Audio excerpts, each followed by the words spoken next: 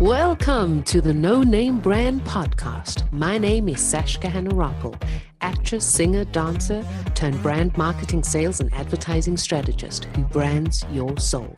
And each week I bring you an inspiring person or message to help you discover your undergod, turn up your leadership notches, challenge the status quo, because you're fast and furious with a powerful message to share with the world.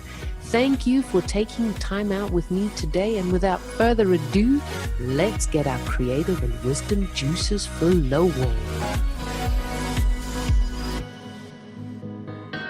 Welcome back, incredible visionaries. I'm so stoked to have you here again this week. And more so, I appreciate every single one of you listening in on the podcast. You know, a lot of work and research goes into selecting each person that is interviewed. And the team at No Name Brand Podcast worked with passion to bring you this awesomeness. And I'm so grateful to you and my team for making each week's interview a successful one. Now, teamwork is so important, folks. I know that being a solopreneur or an entrepreneur or even employed is not always the easiest path, because you do so much on your own and on your own accord.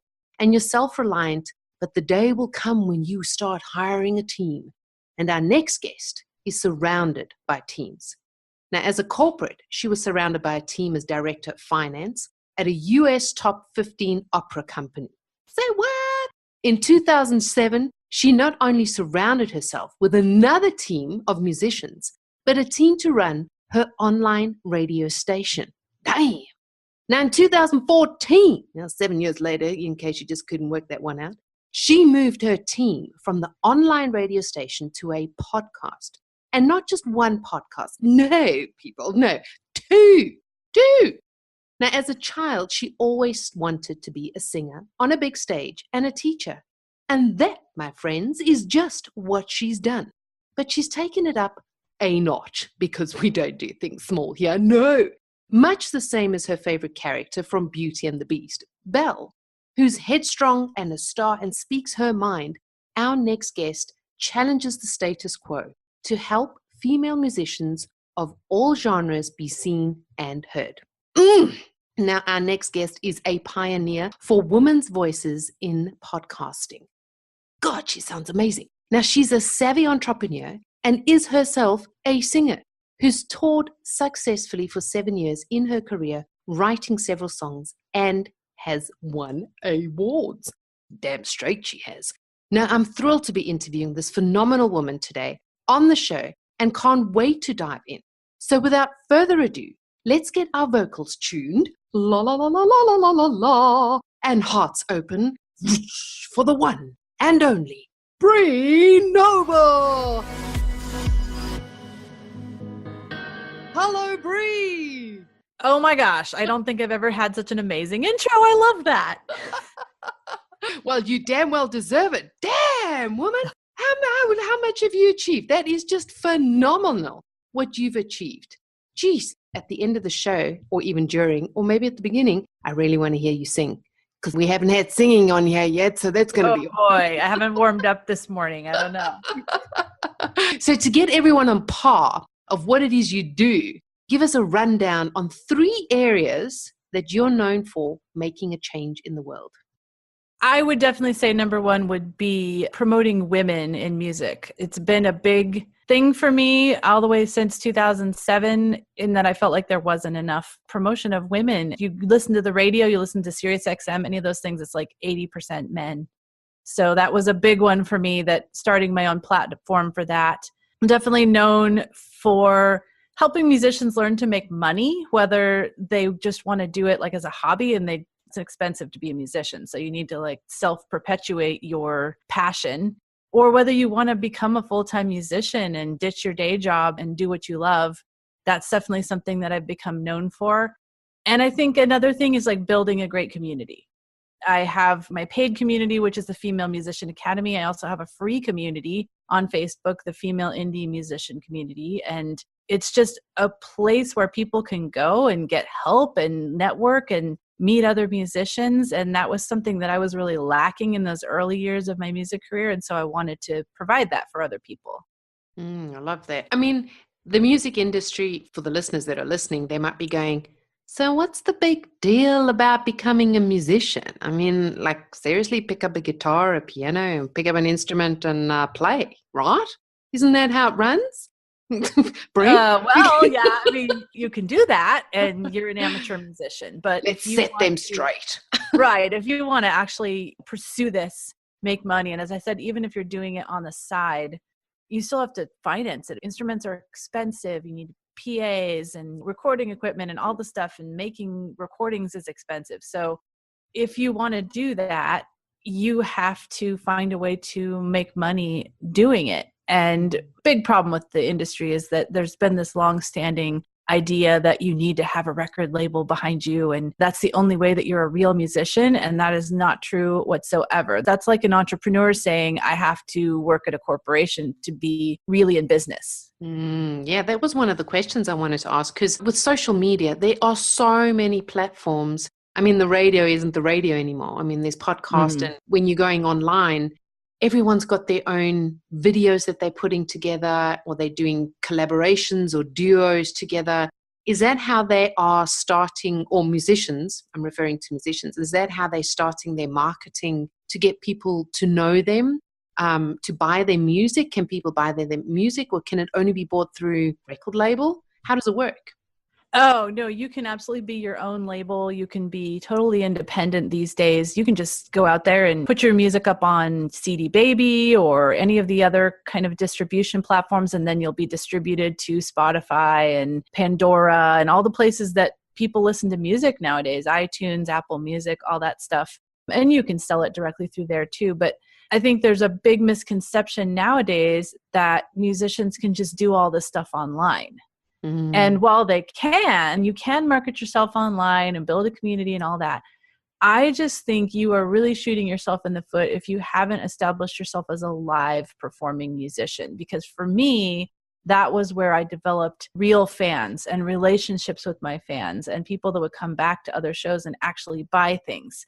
You're going to have a little more like fair weather fans if they're just online, unless you're really connecting with them with live streaming or something. But even then, like that in-person connection, I think is so important. Yeah, I mean, musicians are still being entrepreneurs. I mean, at the end of the day, and the main thing is marketing. You have to market yourself and you have to put yourself out there. And what I find, I mean, whenever you're watching America's Got Talent or The Voice or all these big programs, their product is their voice. That's their thing. That's what they're selling. Whereas an entrepreneur kind of hides behind their branding. Whereas a musician is like, this is me, this is like the raw thing. And if this isn't what you're liking, you can pretty much go into an emotional roller coaster downhill. How do musicians then deal with that? Well, I mean, it is. You're really putting yourself out there on the line, your talents and all that. And so I talk to a lot of musicians who don't have the confidence. They're so afraid to have somebody come out and criticize them, especially online too, because you're doing it in front of other people, right? But I think if you really want to be a musician nowadays, you have to have some thick skin. You have to be okay with the fact that not everyone is going to love you, and really believe in that like 1,000 true fans idea of that's really all you need to have a career, because those fans are going to be diehard. They're going to love you. They're going to support you monetarily. They're going to give to your crowdfunding campaigns and buy every release that you have and buy your merch and all that. You have to know as a musician that you are niching down just because of the fact that you have a certain kind of voice, you have a certain kind of style, all that. That's kind of your niche versus entrepreneurs where they have to kind of choose their niche. It's been chosen for you. Like, people might not like my voice. That's okay. But there will be people that do. And you have to be okay with the fact that not everyone's going to love it, and just really, really nurture the people that do. Oh, that's a big one. Because I remember I was really, really apprehensive of singing on stage. I mean, for every drama and awards and acting and competitions I had to do, you had to do some form of singing. I excelled at the musical, but whenever you sang anything else, I mean, I loved Whitney Houston. Go and sing her. Oh my God. It's like the most difficult thing in the world. Jeez, like, Yeah. it wasn't that easy. It's like, the greatest, stop putting it out there. It's like, no. What has been your most humbling project or case study, working with a musician, taking them from A to Z?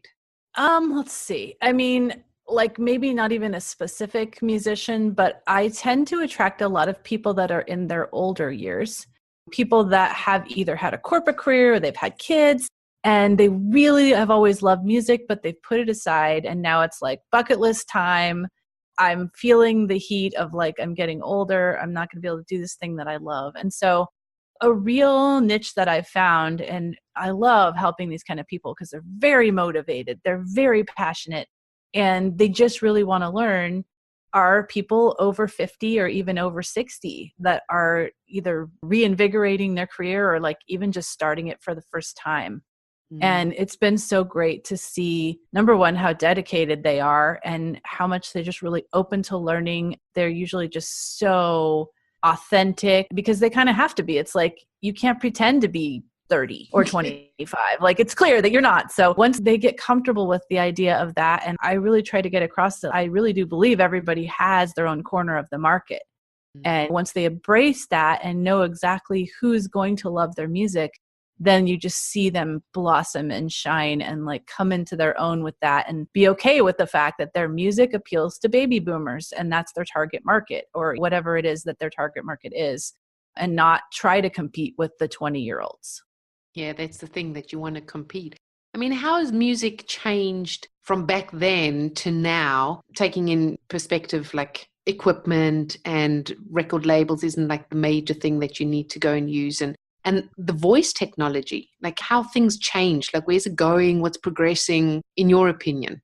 Well, I just think it's really about being able to record in your own way. You know, now you can spend less than $2,000 and have an amazing setup in your own home studio. Cool. So people are recording at home. Some of them are putting out their own albums. Some of them are focusing specifically on trying to get licensing for film and TV. And you can absolutely do that nowadays with home equipment. You know, you can either learn how to mix and master yourself, or you can send your stuff out for mixing and mastering if that's necessary for the licensing opportunity you're looking for. But I just think there's so much nowadays that is in our own hands and is completely accessible to us that wasn't even true 20 years ago. That's amazing. So what made you decide whilst touring to start an online radio station, and how did that turn into a business? I mean, did it just like turn into a business and you're like, oh, look, I'm making money from this? And what products and services, like what were you actually doing? How are you monetizing your business now, and how did it evolve from then?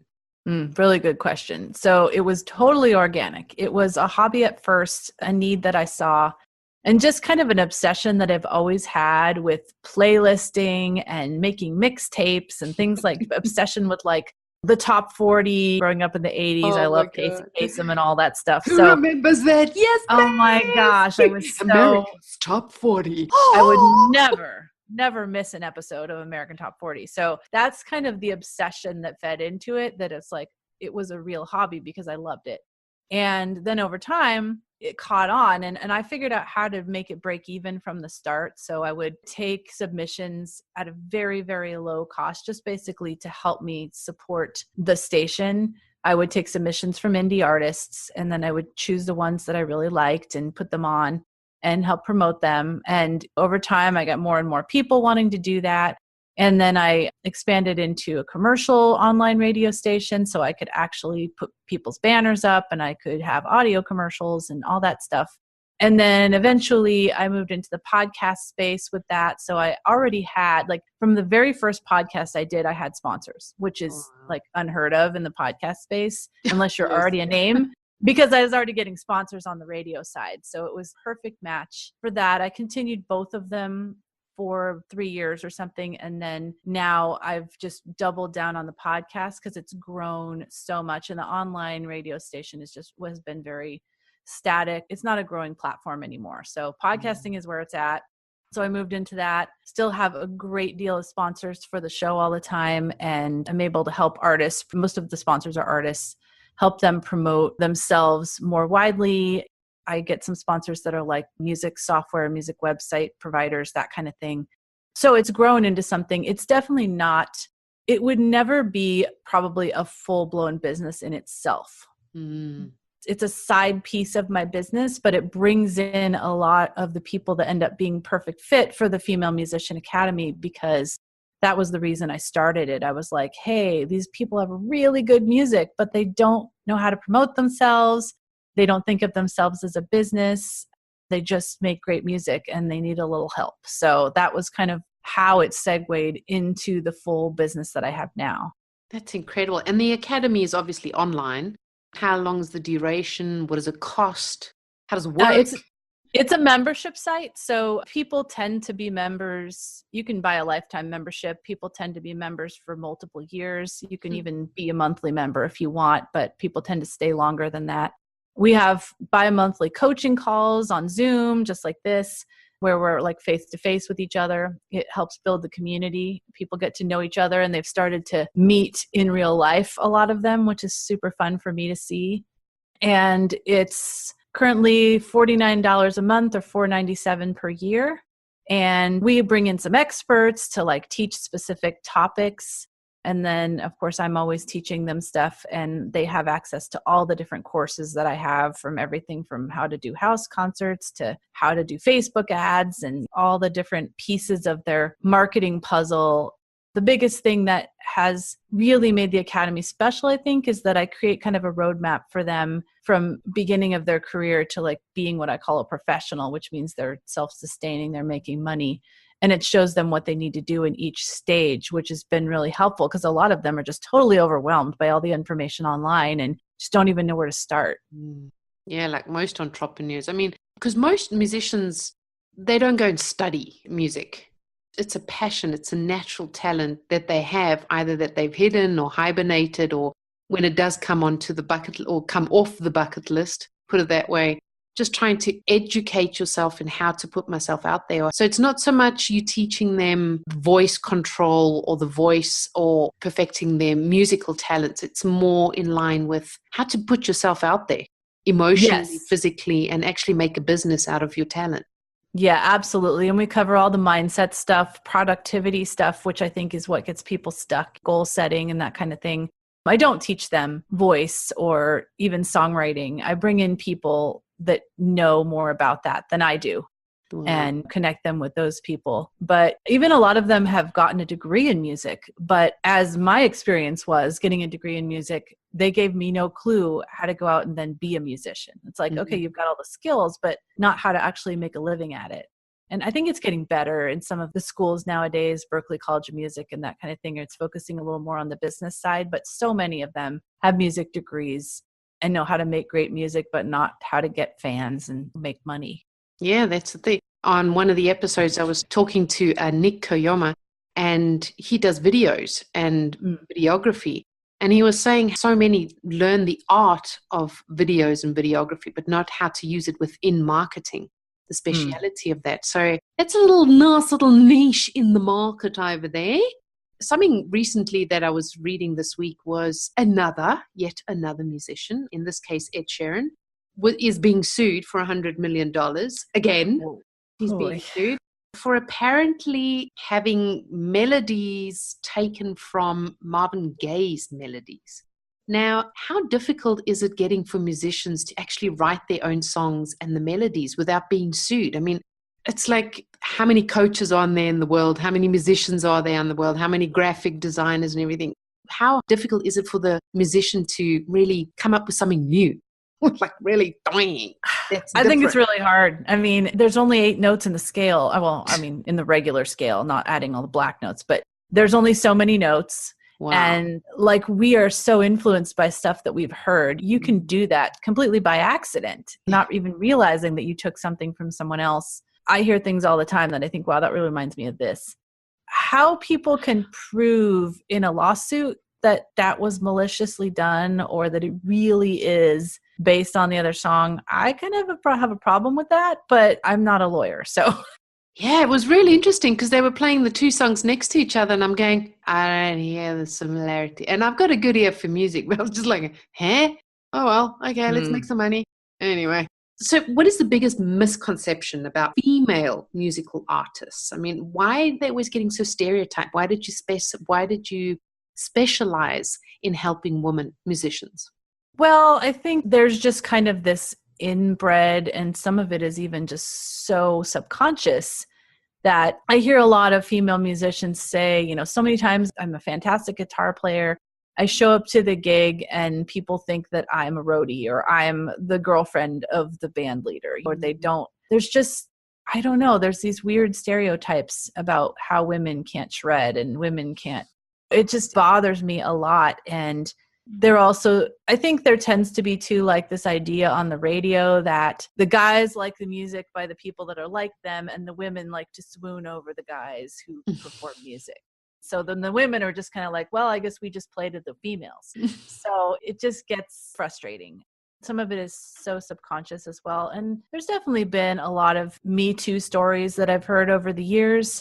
And I've had my own in the past of being in the studio and certain people trying to lord it over you and take advantage and that kind of thing. And that's just really upsetting. So I feel like nowadays in our world of independent musicians, I want to give these women the power to not have to depend on any man, whether it's a producer or a manager or anything, to run their career. And not to say that there aren't really well-meaning, amazing men out there, but there are also sleazebags. So if these women have the power and they feel confident in what they can do, they can go out and get help from men, but not feel like they're totally dependent on that, which I think the men, sometimes these real jerks out there will kind of make you feel like, oh, well, you can't have a career without me because I know I have all the connections. I know what to do and you don't. Yeah. I mean, we all do. We all have our favorite artists and how they grow and evolve and develop. I mean, when Christina Aguilera first started, for example, when the Disney, well, I don't know if that was the first thing she started, that's where we started. And then you stereotyped into this character of music that you have to sing because what you signed for. And then when you break out of it, it's kind of like, oh my God, she's gone off the rail. She's like, she's lost it. I don't know. And then people fall in love with that music. What are different music genres? Like, give us a rundown of different music genres that come about. I mean, there's everything from pop, folk. Within folk, there can be like even like a traditional folk or contemporary folk. And I mean, you can really niche down. It can be like Celtic, and that can be kind of a side of folk. On the rock side, you can have like metal and hard rock, and like even country nowadays, you can niche down to Americana and bluegrass and modern country or traditional country. There's just so many ways that you can go. And I see a lot of people combining R&B and jazz or R&B pop. There's just so many really cool blues and jazz. So many cool combinations that you can. And I think that's where the 1,000 true fans come in, because then you're not dependent on a genre. Like they love you because they love you. They love your style. And you're not stuck with like the record label says, oh, well, you're known as a R&B artist. You can't do country. We won't make money if you do country. No, I have my fans. They're going to trust me. They're going to like what I do no matter what. That's true. Gwen Stefani and her dude, like the most unlikely couple. It's like, style of music as well. Holy moly, all right. Where'd that come from?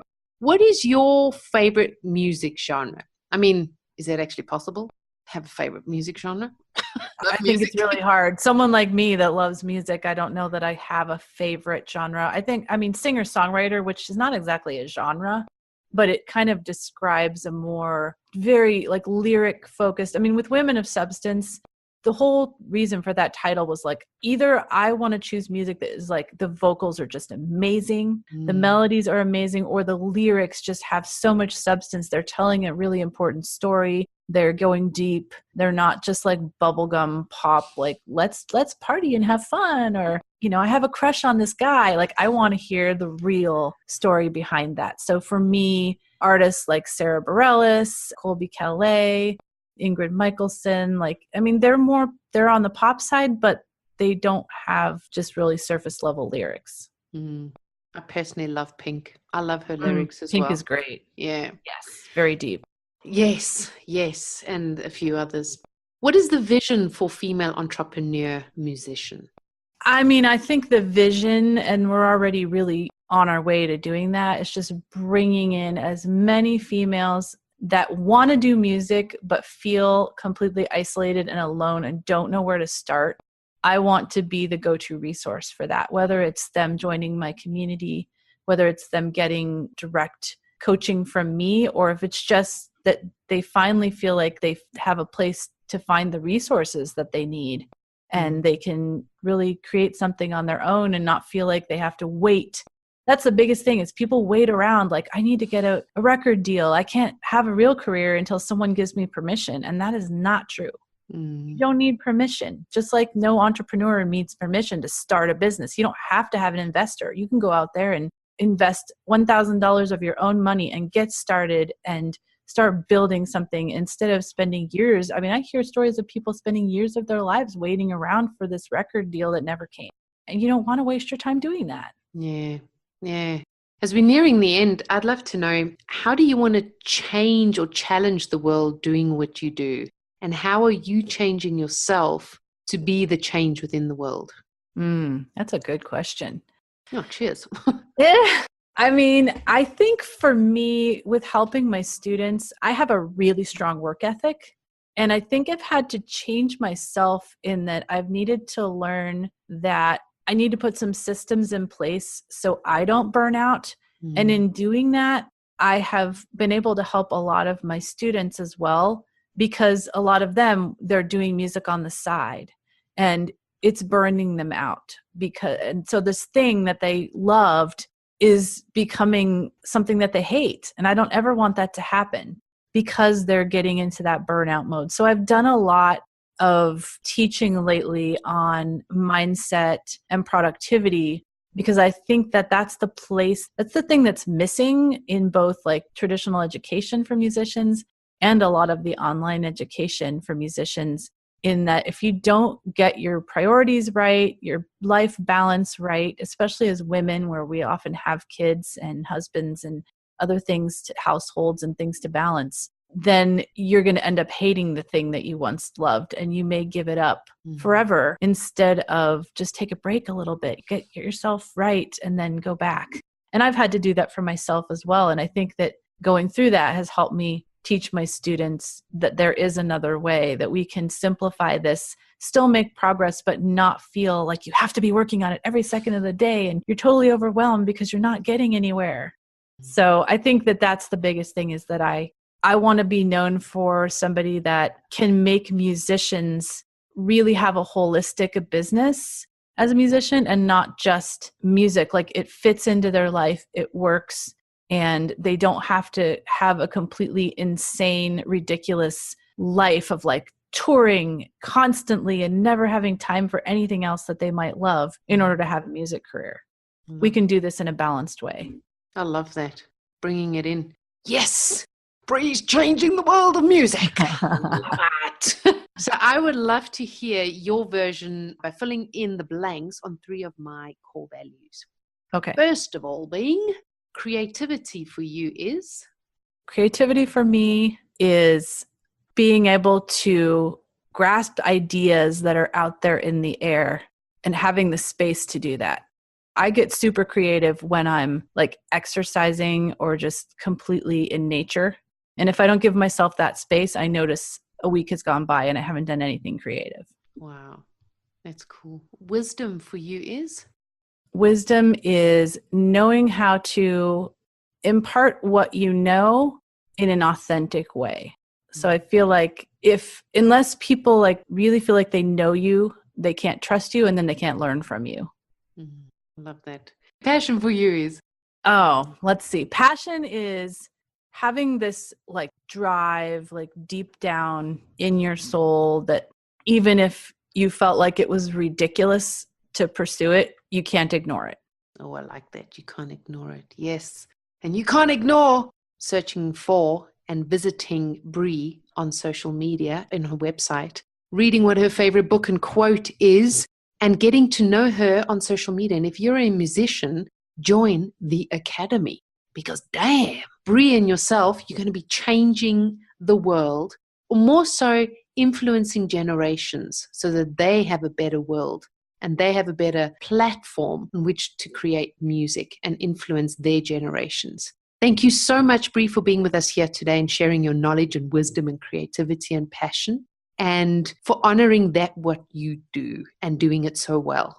Thank you. This has been super fun. I just love your questions. It's so fun when it's just not like the same old. Thank you very much. It's a huge compliment. I love that. All right, guys, I'm going to be listening a little bit more to Bree, but we're going to be hearing from each other next week with the next episodes. And in the meantime, remember to be, or actually first change yourself before wanting to be the change in the world, and then doing it fast and furious. Love you all and see you all next week. Ciao, ciao. Bye. Dang, that was just supercalifragilisticexpialidocious. I enjoyed having you on board, and please do me and you a favor. Head on over to iTunes, SoundCloud, or Stitcher. Click subscribe, and a super bonus, leave your review and you stand a chance of being announced and advertised on the show. I'm always striving to ensure that your brand is uplifted and empowered. Remember, done is better than perfect. So be sure to subscribe, leave a review, and send in your feedback too. You're the absolute best. Keep rocking.